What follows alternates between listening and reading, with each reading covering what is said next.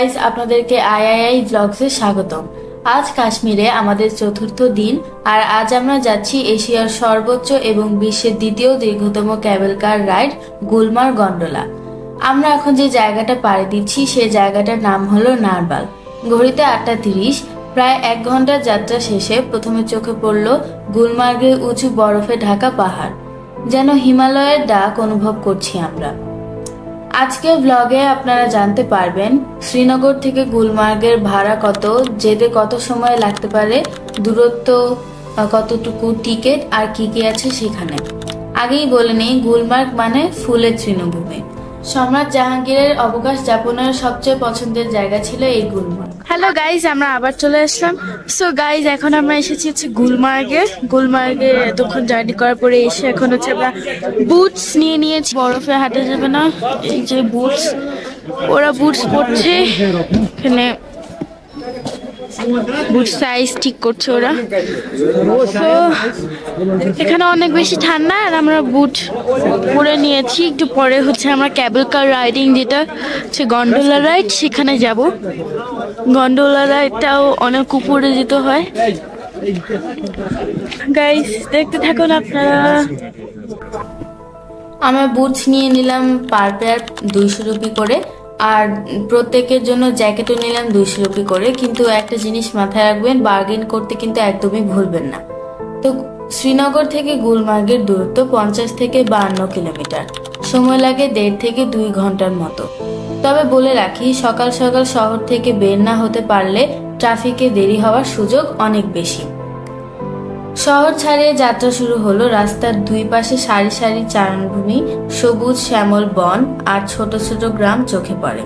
পথে তুষারাচ্ছন্ন পাহাড়গুলো দূর থেকে হাতছানি দেয়। বসন্ত কিংবা শীতকালে এ পথে আপেল, চেরি আর আখরোটের বাগান ভরে থাকে ফুল আর ফলের সৌন্দর্যে। শরৎকালে পাতার রং বদলে গিয়ে চারপাশ হয়ে ওঠে সোনালী কমলা রঙের এক অপূর্ব ক্যানভাস। শীতকালে অবশ্যই দৃশ্যটা অন্যরকম। চারদিকে বরফে ঢাকা পাহাড়, পাইন আর দেবদারুর জঙ্গলে সাদা চাদরের মতো বরফের আস্তরণ। আর সেই বরফ পেরিয়ে গাড়ি চলার আলাদা এক আনন্দ আছে। এখন আমরা যাচ্ছি ট্যানমার্ক ট্যাক্সি স্ট্যান্ডে, কারণ শ্রীনগর থেকে আসা গাড়িগুলো এর বেশি যেতে পারে না। আর এই স্ট্যান্ড থেকে গন্ডোলা কাউন্টার 1.2 কিলোমিটার রাস্তা। পায়ে হেঁটে বা ঘোড়ায় চড়েও যেতে পারেন, তবে গাড়ি নিলে 500 রুপি। ও ভালো কথা, গন্ডোলা রাইডে চড়ার জন্য একজন গাইড ম্যান্ডেটরি। গাইডের খরচ বাবদ লাগবে আরো 500 রুপি। যাচ্ছি আঁকাবাঁকা পাহাড় বেয়ে প্রায় 2500 মিটার উপরে। সত্যি বলতে আশেপাশের সৌন্দর্য এতটাই বেশি ছিল যে আমার নিজেকে ভাগ্যবান মনে হচ্ছিল দেখে। আলহামদুলিল্লাহ, যতই উপরে উঠছি দুই পাশে বরফের সংখ্যা ততই বাড়ছে। খুবই মুগ্ধ হয়ে দেখছি। গুলমার্গ কিন্তু জম্মু কাশ্মীরের বর্ডারে বলা যায়, কারণ গুলমার্গ থেকে পাকিস্তানের দূরত্ব মাত্র 8 কিলোমিটার। এবার আসি ভাড়ায়। শ্রীনগর থেকে 5 সিটের একটা গাড়ি ভাড়া পড়বে 3500 থেকে 4000 রুপি, আর 7 সিটের ভাড়া পড়বে 4000 থেকে 5000 রুপি পর্যন্ত। সিজন ভেদে ভাড়াটা আলাদাও হতে পারে। আর একটা কথা না বললেই না, দুই পাশের সৌন্দর্য এতটাই বেশি ছিল যে আমাদের সবাইকেই মুগ্ধ করেছে। এত ভালো রাস্তা আমরা আশা করিনি। আগেই বলেছি, ট্যানমার্ক থেকে গন্ডোলা কাউন্টার অল্প কিছু রাস্তা, কিন্তু সময় বাঁচাতে আমরা গাড়িতে গেলাম। বাইরে থেকে দেখে কাঠের একটা বাংলো মনে হচ্ছিল গন্ডোলার এন্ট্রি পয়েন্টটাকে, কিন্তু আমার ধারণা পুরোটাই ভুল প্রমাণিত হলো যখন ভেতরে ঢুকলাম। ও ভালো কথা, এই কাঠের বাংলোর বাইরেই টিকিট কাউন্টার। তবে বলে রাখি, সিজনে আসলে আপনারা কখনোই এই কাউন্টারে টিকিট পাবেন না, কারণ আমরা আমাদের প্লেনের টিকিট হওয়ার আগেই গন্ডোলার টিকিট কনফার্ম করেছি, প্রায় 2 মাস আগে। বুঝতেই পারছেন কতটা রাশ।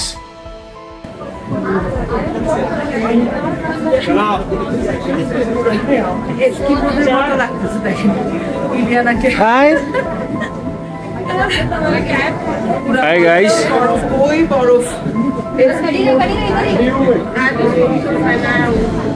Hello. How are you?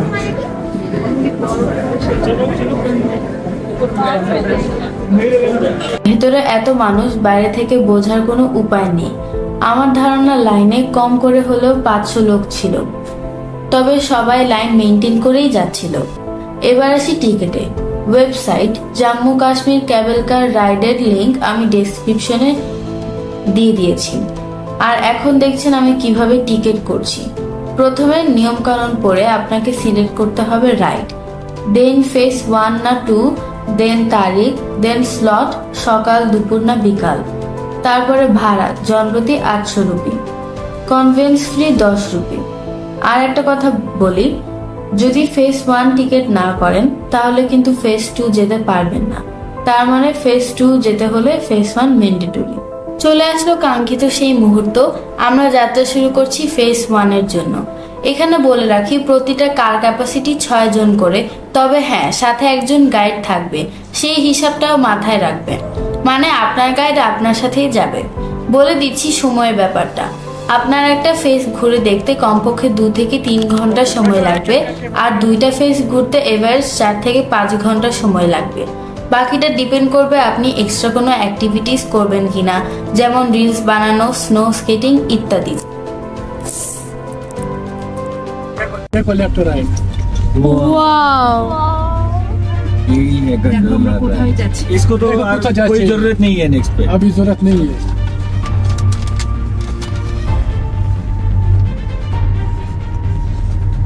थोड़ा आधा 1 घंटा यहाँ पे रुकेगा ना, टेम्परेचर तब तक थोड़ा प्लस में हो जाएगा, फिर इनको ठंडा नहीं लगेगा फेज 2 पे। हाँ हाँ। इधर खत्म करेगा, फिर आराम से आपको फेज 2 का राइड करना है, फिर जाएगा नीचे। 1 महीने बाद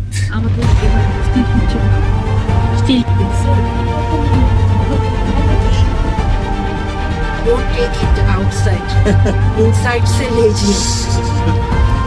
अगर गिर जाए तो सब खत्म, कश्मीर टूर खत्म। ना यहाँ पे लोग हैं ना,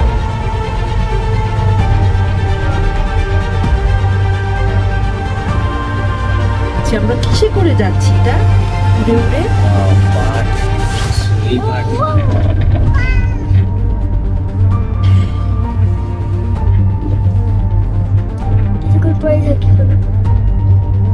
This one is Shepherd Valley. His name is Shepherd Valley. Oh, Shepherd Valley. ऐसे गौरगुला भी तो Shepherd है। ভেড়া বেশ পালকরা সব এখানে থাকে। এই ঘরে শেপার্ড মাটি রেগুলার। শীত লাগে না মাটি। মুগ্ধতার শুরু ফেস 1 থেকেই। যাত্রার সময় 10 থেকে 12 মিনিটের রাস্তা। আমরা যাচ্ছি কন্ডোরি পয়েন্টে, সমুদ্রের পৃষ্ঠ থেকে প্রায় 13,000 ফিট উপরে। পৌঁছেই দেখবেন হাজারো মানুষ অনেক ধরনের অ্যাক্টিভিটি নিয়ে ব্যস্ত। ভিডিও শুরুতে আপনারা আমাদের যে ভিডিও মেক দেখেছেন তা সবগুলোই ফেস 1 এর। প্রায় 2 ঘন্টা সময় ফেস 1 এ কাটিয়ে বিভিন্ন অ্যাক্টিভিটি শেষ করে আমাদের গন্তব্য এইবার ফেস 2 বা আফওয়ারা পিক পয়েন্ট। উচ্চতা সমুদ্র পৃষ্ঠ থেকে প্রায় 14,000 ফিট। এইবার কিন্তু মুগ্ধতা ছাড়িয়ে আপনি চলে যাবেন অন্য দুনিয়ায়। ফেস 2 না দেখে ফেরত আসাটা নিছক বোকামি ছাড়া আর কিছুই হতো না। যতই উপরে উঠছি শুধু সারি সারি পাহাড়ের চূড়া।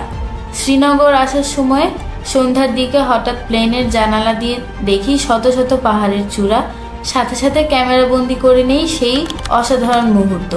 পাহাড়গুলো প্লেন থেকে দেখে এত কাছে লাগছিল, দেখতেই মনে হচ্ছিল যেন লাফ দিয়ে যাওয়া যাবে। এখন বুঝতে পারছি এত বরফের পাহাড় ছিল কোথায়। এবার আসি আসল কথায়। 14,000 ফিট উপরে এটা আমাদের প্রথম। নামার সাথে সাথে মাথা ঘোরানো শুরু, সাথে অক্সিজেনের সমস্যা। সত্যি বলতে 10 মিনিটও টিকতে পারিনি আমরা। যাদের শ্বাসকষ্ট আছে তারা অবশ্যই ফেস 2 যাওয়ার আগে অক্সিজেন সাপোর্ট রাখবেন, বিশেষ করে বৃদ্ধ এবং শিশু। কোনো রকমে কয়েকটা ছবি তুলে তাড়াতাড়ি ব্যাক করলাম আমরা।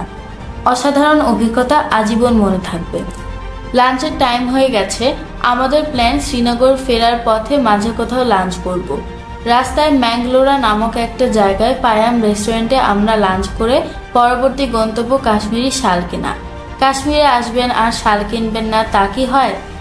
সো গাইজ আমরা হচ্ছে গুলমার্গ থেকে শ্রীনগরে যাওয়ার সময় আমরা হচ্ছে লাঞ্চ করার জন্য একটা রেস্টুরেন্টে থামলাম। সো রেস্টুরেন্টের নামটা হচ্ছে Payam fast food and restaurant. So এখানে খুব সুন্দর করে ফুল গাছ করা আছে অ্যান্ড কাশ্মীরি শালের মতন মানে একটা প্রিন্টের পর্দা দিয়ে ভিতরে ঢুকতে হয়। নাইস। এখানে এখন আমাদের খাবারটা আসে নাই, এখন আমরা খাবার খাবো। এই না হাই গাইস বলো। সো গাইস আমরা হচ্ছে এখন একটি দোকানে এসেছি, কাশ্মীরি শাল এবং কাশ্মীরি কার্পেটের দোকান। অনেক সুন্দর সুন্দর কাশ্মীরি শাল শাল কার্পেট এগুলো আছে এরকম প্রিন্টের। এই প্রিন্টের অনেক কিছু আছে এখানে। এগুলো হচ্ছে কার্পেট, ব্যাগস, দেন সুভেনিয়ারও আছে, আই লাভ কাশ্মীর লেখা। এটা খুবই সুন্দর। এই যে Ileana, hello guys, nice. And এখানে নিচে আমরা গিয়েছিলাম, নিচে অনেক ড্রেস আছে, ড্রেস শাল। এখন আমার মা শাল দেখছে, শাল কেনার জন্য শাল দেখছে। অনেক অনেক শাল। 500 and this one sister semi pashmina 2200 and this one wool 1200। ये साड़ी अब वो भी साड़ी शॉल मुझे और उसके बाद आपने बोला सिस्टर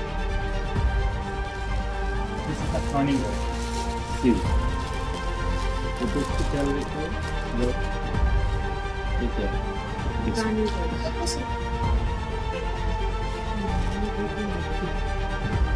ये हो गया दीदी कानी वीविंग। दिस इज अ कानी weaving and this is a कानी वर्क।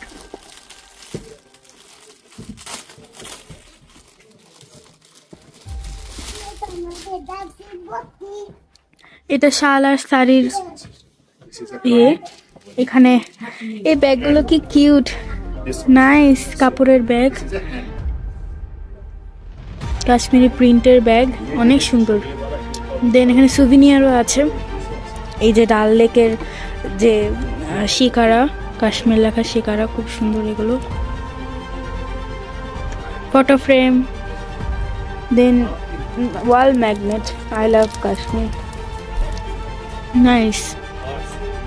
এই ব্যাগগুলো আমার অনেক বেশি কিউট লেগেছে। অ্যান্ড এগুলো মনে হয় পাপোশ টাইপের কিছু একটা হতে পারে, বা I don't know. So hello বলো, হ্যালো। ওর চুল পুরা। তো গাইস, বুবু কিন্তু ব্লগ করতে করতে একটা কথা বলতে ভুলেই গেছে। নিশ্চয়ই আপনাদের মনে হয় একই প্রশ্ন ঘুরপাক খাচ্ছে, এই যে এত সুন্দর সুন্দর শাল, এগুলোর প্রাইস কেমন, কত থেকে শুরু, ইত্যাদি ইত্যাদি। আমার মনে হয় একই প্রশ্ন ছিল। আমি বলছি, এখানে শালের দাম 100 রুপি থেকে শুরু করে 1 লাখ রুপি পর্যন্ত হয়। তবে হ্যাঁ, আমাদের মতো মধ্যবিত্তদের জন্য 2000 থেকে 5000 রুপির মধ্যে অনেক সুন্দর সুন্দর শাল আমরা কিনেছি। ঠিকানা ডেসক্রিপশন বক্সে দেওয়া আছে। চমৎকার একটা দিন শেষ করে ফিরে যাচ্ছি শ্রীনগরে। প্রচণ্ড ঠান্ডা, টায়ার্ড, কিন্তু এক্সাইটমেন্ট কমছে না, কারণ আগামীকাল আমরা যাব সেই কাঙ্ক্ষিত ডাল লেকে। তাহলে সাথেই থাকুন আর চোখ রাখুন আইআইআই ব্লগসে। Take care, see you next episode.